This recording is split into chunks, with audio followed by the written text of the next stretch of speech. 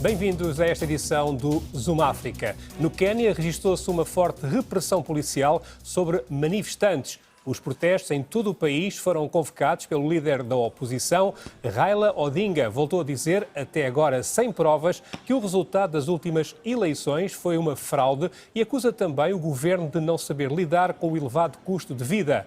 Nas favelas de Kibera, onde o líder da oposição obtém mais apoio, a polícia entrou em confronto com os manifestantes.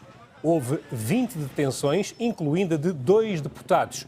Os quenianos estão a lidar com um novo e elevado preço dos produtos de primeira necessidade e com a forte queda da moeda, o shilling, face ao dólar num contexto de seca severa, a pior dos últimos 40 anos na região de todo o Corno de África e que está a deixar milhões de pessoas com fome. Em Moçambique, o fim de semana ficou marcado também por uma intervenção musculada da polícia que impediu as marchas de homenagem ao rapper Azagaia em várias capitais provinciais. Apesar de estarem previamente autorizadas, as ações de rua nem chegaram a começar devido à intervenção da polícia, através do recurso a gás lacrimogéneo. Na cidade de Maputo, há registro de pelo menos 14 feridos e várias pessoas detidas, algumas das quais com funções políticas. Azagaia, recorde-se, era conhecido como o rapper do povo e era muitas vezes a voz da revolta daqueles que vivem em condições degradadas e, segundo dizem, sem liberdade de expressão. A morte de Azagaia trouxe para as ruas o povo que reivindica direitos e mais liberdade. Independência ou morte? Independência ou morte? Querem me matar a bala? Eu já morro de fome. Uma bala vai me matar em menos de 30 segundos. Mas a fome me mata todos os dias, me desgraça a mente. Isto é uma vergonha nacional. Estamos a receber reportes que em Gaza a polícia está a entrar nas casas, a lançar gás lacrimogéneo, à procura das pessoas nas casas. Na Beira está instalado o caos, em Nampula, um pouco por todo o país está instalado o caos. Aqui, hoje, na cidade de Maputo, a pessoa só de estar na paragem para apanhar chapa recebe gás lacrimogéneo, porque isto é para quando a pessoa não está segura da cadeira onde senta, é quando acontece isto. E a Amnistia Internacional já condenou a atuação da polícia moçambicana durante as manifestações de homenagem ao rapper Azagaia. A Amnistia Internacional considera tratar-se de uma violação ao direito de liberdade. Denuncia as detenções arbitrárias, bem como a utilização de gás lacrimogéneo e as agressões aos manifestantes, verificadas na resposta da polícia. Neste contexto, defende que as autoridades devem investigar rapidamente os polícias que detiveram e espancaram os manifestantes, garantindo que sejam responsabilizados por violar os direitos destes e do direito internacional.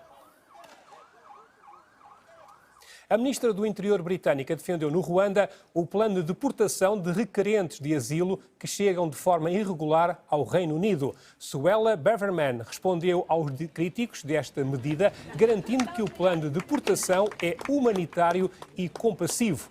O plano de asilo do governo britânico tem sido criticado pelos seus opositores, pela Igreja Anglicana, pela ONU e pelas ONGs de direitos humanos que o classificam de desumano.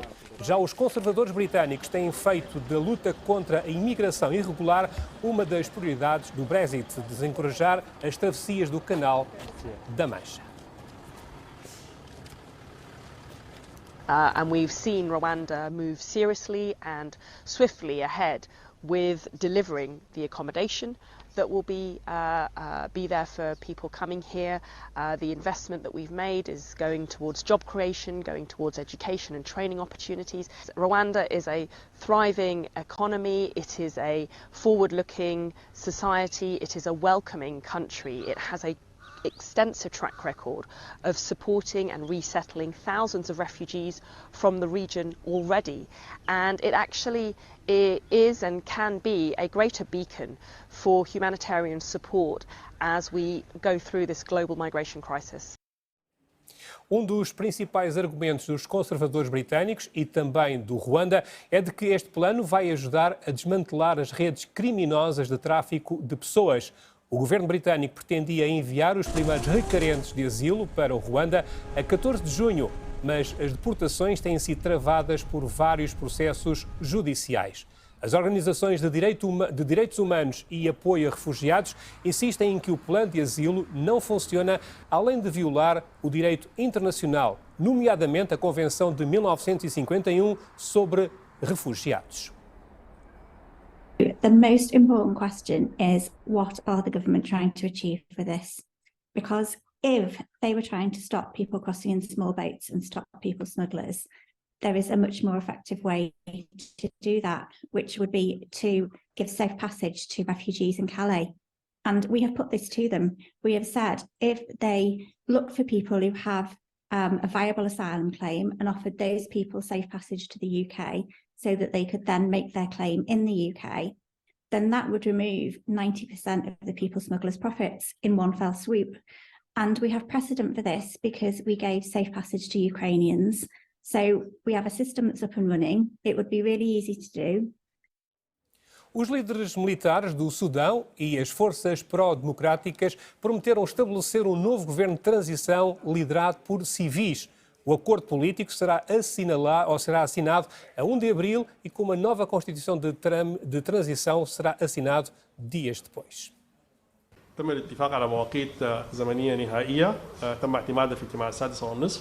أول ميقات زمني إنه سيتم توقيع الاتفاق النهائي يوم 1 أبريل القادم إن شاء الله، وسيتم التوقيع على الدستور الانتقالي يوم 6 أبريل، على أن تبدأ تشكيل مؤسسات السلطة الانتقالية يوم 11 أبريل المقبل. المواقيت دي اتفق عليها في اجتماع النهار اليوم. A ONU anunciou o apoio no combate à cólera em Moçambique após a passagem do ciclone Freddy. As Nações Unidas vão dar a resposta às vítimas das inundações e o combate à cólera surge como um dos primeiros desafios. Na província da Zambésia já foram diagnosticadas cerca de 60 pessoas com a doença e com diarreias agudas. 8 pessoas morreram com cólera e mais de 250 pacientes foram internados. O ciclone tropical Freddy atingiu em 6 dias o equivalente a 6 meses de chuva no Malawi, o epicentro do ciclone, em Madagascar e também em Moçambique.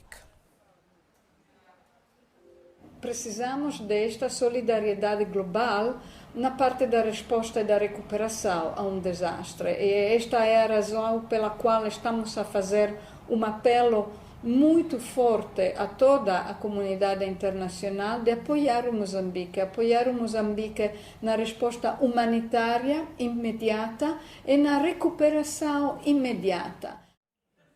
E no Malawi, muitas pessoas rezaram este domingo em memória dos mais de 400 compatriotas que perderam a vida devido à passagem deste ciclone tropical Freddy pelo país. Foi o que aconteceu na cidade malauiana de Blantyre, muito afetada pelos estragos provocados pelo ciclone.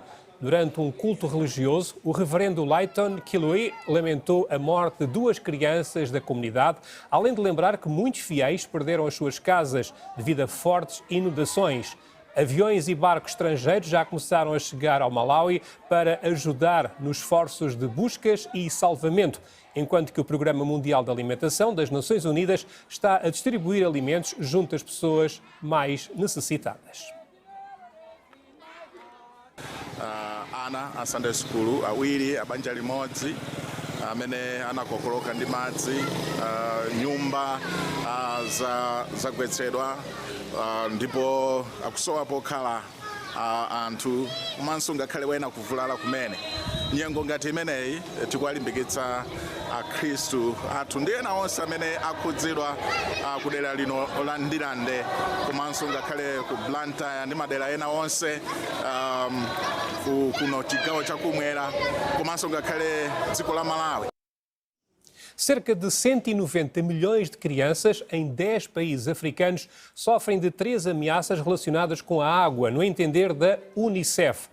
Água inadequada, saneamento e higiene, doenças relacionadas e ainda riscos climáticos são as 3 ameaças identificadas pelo Fundo das Nações Unidas para a Infância. A situação é muito preocupante no Benin, Burkina Faso, Camarões, Chad, Costa do Marfim, Guiné, Mali, ainda Níger, Nigéria e Somália, tornando a África Ocidental e Central uma das regiões mais inseguras e com maior impacto climático no mundo, de acordo com a análise. Situação agravada ainda pela instabilidade e conflitos armados. Quase um terço das crianças nestas 10 nações africanas não têm acesso à água básica em casa e 2/3 não têm serviço de saneamento básico. A higiene das mãos é, pois, limitada, com 3/4 das crianças a estarem impossibilitadas de lavar as mãos devido à falta de água e sabão na sua própria residência. Era a última informação deste Zoom África. Fique bem.